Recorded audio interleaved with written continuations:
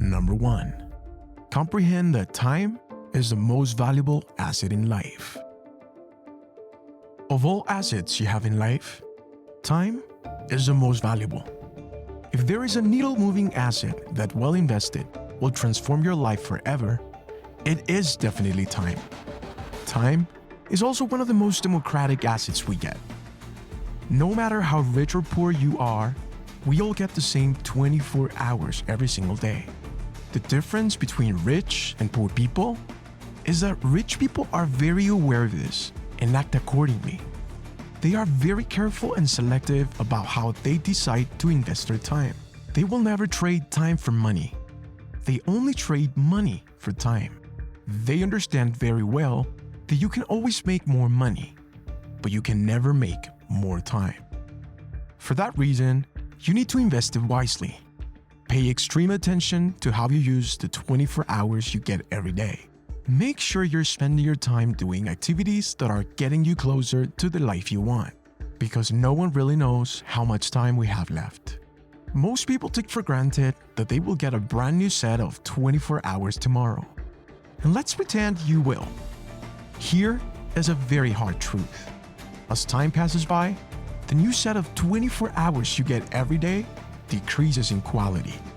The 24-hour set of a young, healthy person in their 20s is not equivalent to the 24-hour set of someone in their 60s or even in their 40s. Your health deteriorates, your mind sharpness and your energy level decrease. So there will be a time in which no matter how hard you try, your productivity will never match the productivity of your previous 24-hour sets. Don't waste time. Use it wisely. Number 2. Identify your number 1 time waster. Now that you know how important time usage is, the easiest way you can instantly make better use of your time is by identifying your number 1 time waster. There are many conscious and unconscious ways in which you waste time every day. The conscious ones are obvious to you. You know the ridiculous time you spend making sure you miss no story uploaded by your friends in social media. The unconscious time wasters require some extra thought. Anything could be an unspotted time waster, like the 35 minutes you spend taking a shower, or the small talk you have with your coworkers that easily turns into 20-minute office gossip sessions. Now, make a list that includes all time wasters found, and then select the number 1 daily time waster and put all your effort into getting rid of it or diminish it as much as you can. Even if you took no action regarding all other time wasters, by eliminating or drastically reducing your top time waster, you are already across the river. Number 3. Know what makes you happy and what doesn't. As silly as this may sound, most people have never given a profound thought to identify the things that bring them true joy, as well to identify the things that steal joy from their lives. If people practiced this exercise, no one would get in debt for material stuff, which joy disappears 2 days after the purchase, and would spend more money on meaningful experiences. How many people do you think have written a list of the features they want a partner to have, and the features that are a deal breaker? Most people will start a relationship with someone based almost entirely on looks, even when they have already walked the wrong path in the past, in which they found out that they were completely incompatible. If most people haven't done this exercise with their love life, even fewer people have thought of this about their lives.